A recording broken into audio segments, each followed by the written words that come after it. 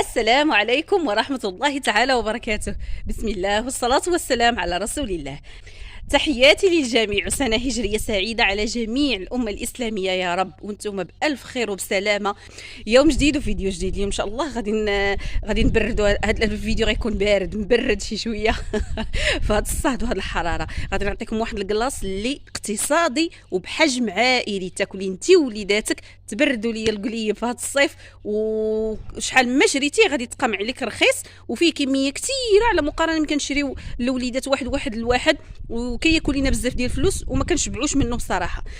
غير خليكم معايا بلايكاتكم تعاليقكم كتشجيعا منكم اللي يخطيكم عليا. ما نطولش عليكم اكثر، نمشيو نتعرفوا على هاد المكونات ديال هاد الكلاص اللي كيجي اكثر من رائع وبطريقه التنفيذ، وكنتمنى لكم فرجه ممتعه. ونبداو على بركه الله ونقولوا بسم الله البنات. في هذا الكلاص اللي قلت لكم اقتصادي وفي نفس الوقت يعطي كميه كثيره بحجم عائلي.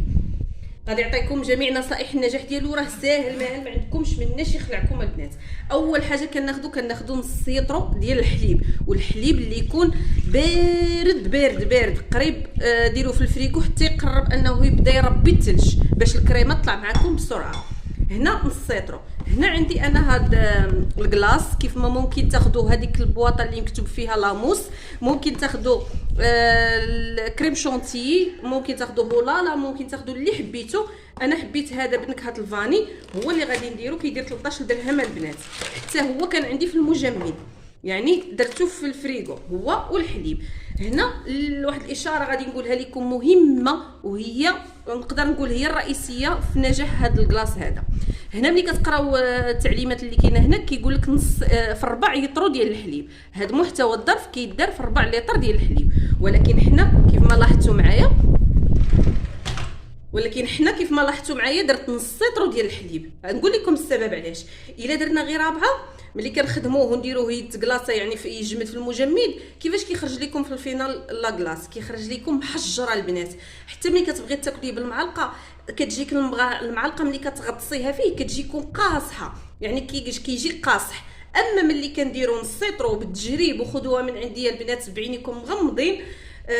انا واخا كما نقولوا كنهضر بزاف، ولكن انا كنحاول نشرح لكم الحاجات اللي تنجح لكم الوصفه ديالكم. اما ملي كنديروا نص لتر ديال الحليب كيفاش كيجيني القوام ديال الكلاص ملي كيجمد ونجبدوه ناكلوه؟ كيجي القوام كريمي. هي ملي كنديروا المعلقه ونبغيو نجروا الكلاص كيجينا مرمل البنات، ما كيجيش قاصح فيه الثلج. يعني هذه نقطه مهمه، يعني ما تتبعوش هذيك رابعه اللي في البواطه، بالعكس ديروا نص لتر.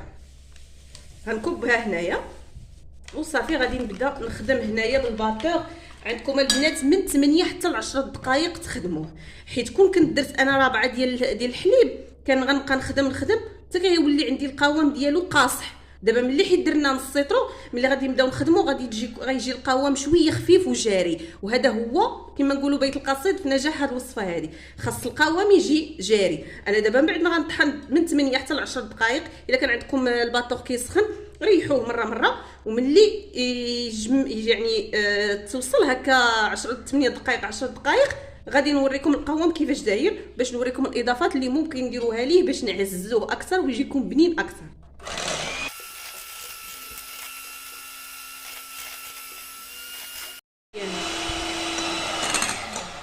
ها انتم البنات شتو القوام كيفاش تضاعف وكيفاش ولا خفيف على كون درنا ان غير رابعه ديال الحليب. هنا غادي نقول لكم الاضافات اللي ممكن ديروها. عندك هاد الدانيت ديال الكراميل، يعني كنمشيو نفس النكهه. كيف ما ممكن البنات تختاروا اي نكهه بغيتو، راه ماشي كاين غير الفاني، كاين الشوكولا، كاين الفريز، كاين اللي بغيتو. هنا انا درت دانيت ديال الكراميل. ممكن ديروا جوج. انا بما انه باش يبقى اقتصادي نوعا ما درت غير واحد، ياك؟ كيف ما ممكن انه ديروا الا عندكم نيسلي كراميل ديروا واحد جوج معالق كبار تضيفوهم هنايا، يعني اما دانيت ديروا واحد ولا اما جوج، او الا عندكم قريب انت معلقه، او الا عندكم كريم هذاك الحليب المحلى اللي كراميليزي ديروه جوج معالق كبار.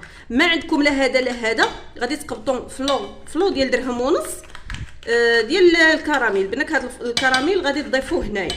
المهم باش كنعززوا حنا هاد النكهه ديال الكراميل بحال هكا، ياك؟ هنا خديت قطع ديال الشوكولا، انا خديت غير الشكلاط ديال الكالا، قطعت هكا عيني ميزاني، قطعت غير القياس، غنضيفهم هنايا باش كيجي عاطي زوين في وسط الكلاص، كوني كتاكلي هكا وطيحي في القطع ديال الشوكولا. كيف ما ممكن ديري اللوز محمر، كيف ما ممكن ديري اللي بغيتي، الى اي بيمو مثلا ايو داك رخيص اولا مومو اولا اوريو نقولوا شويه غالي. المهم انا دائما كنحاول نبقاو باش يخرج لكم الكلاص اقتصادي نوعا ما مقارنه مع ديال الزنقه. ها هو واخا نديروه غيطلع علينا رخيص على ديال الزنقه وماشي غالي بزاف وحاش اليد وكيعطينا كميه كثيره ناكلو حنا ووليداتنا. صافي دابا غادي نخلط هذا الشيء. قلت لكم النكهات ضيفوا اضافات هذاك البيمو غير هرمشوه بيديكم هكا، غير هرسوه غير بيديكم وضيفوه هنايا وغنرجع نخلط بحال هكا.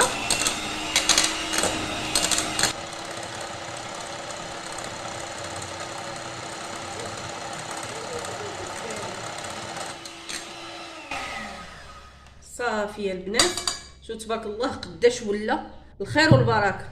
هنا البنات خديت انا هذا الاطار هذا اللي كيف ممكن تاخذوا اي مول عندكم واي اطار عندكم، اما دائري اما هكا مربع، يجيني شويه في السمك ديالو مرتفع وما يجينيش رقيق. ما بغيتش ندير في هذا ليسباس كامله، درت غير حديته غير حد هنايا، غلفتو هكا من التحت بالسلوفان جوج طبقات هكا باش ملي نجي نزولو يجيني ساهل وما يلصقليش. وغادي ننزلو في هذا الاطار هذا بحال هكا. شو هاد القطع ديال الشوكولا غادي يجيو هنايا في الكلاص،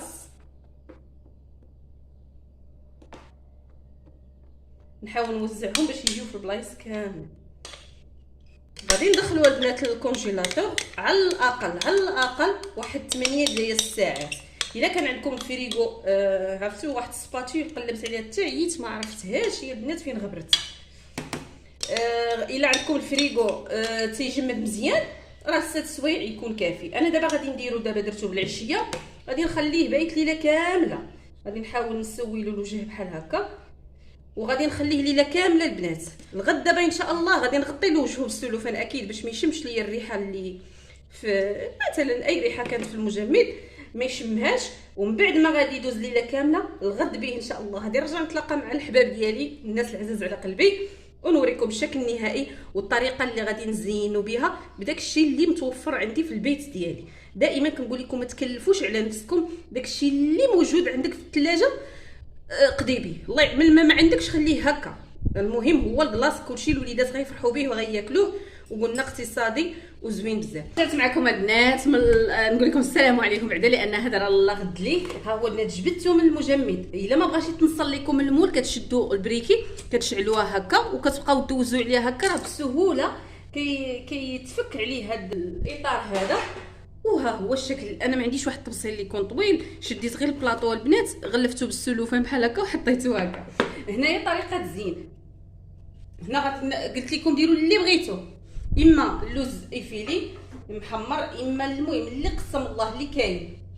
انا هنايا ما عنديش صوص كراميل البنات، اش غندير غادي ناخذ غير الصوص ديال الشوكولا هو اللي متوفر عندي غادي نديرو. خديت هنايا هاد الحبيبات ديال الشوكولا درتهم هكا غير تزيين وصافي. شي الغرض هو ناكلو لا كلاص صافي. هذا ما كاين البنات. غناخذ الصوص ديال الشوكولا وغادي نبقى ندير له بحال هكا صافي. البنات درت له خطوط هكا عكسيه وهنايا غادي نقطع معكم واحد المورسو هكا. غير هو البنات ما تجبدوه حتى الوقت اللي يكون غادي تاكلوه، مع دابا الحراره راه غادي يبقى يذوب لكم بسرعه. ها انتم البنات شفتوا كيفاش هذيك القطع ديال الشوكولا كتجي من الداخل بحال هذا الشكل هذا. وراه ما نقولش لكم البنات شوفوا ها انتم رائع غزال. المهم تبردوا به نتوما وليداتكم. كيف قلت لكم في اول فيديو راه كيتقام رخيص وبحجم عائلي. شوفي اش غتاكلي فيه وشات الخير ديريه في الثلاجه حتى كتبغيوه هكا كل مره كتجيو تجبدوه. هذا ما كاين البنات. كنتمنى ان الفيديو ديال اليوم يعجبكم، وإلا عجبكم وراكم ما تنساونيش من لايكاتكم والبارطاج والشكرا لكم كاملين. وربي يحفظ لكم وليداتكم لاننا هادشي كنديروه على قيبه الوليدات. الله يخليهم لكم ان شاء الله وتفرحوا بهم. ما تنساونيش من لايك والتعليق. ومع الف سلامه.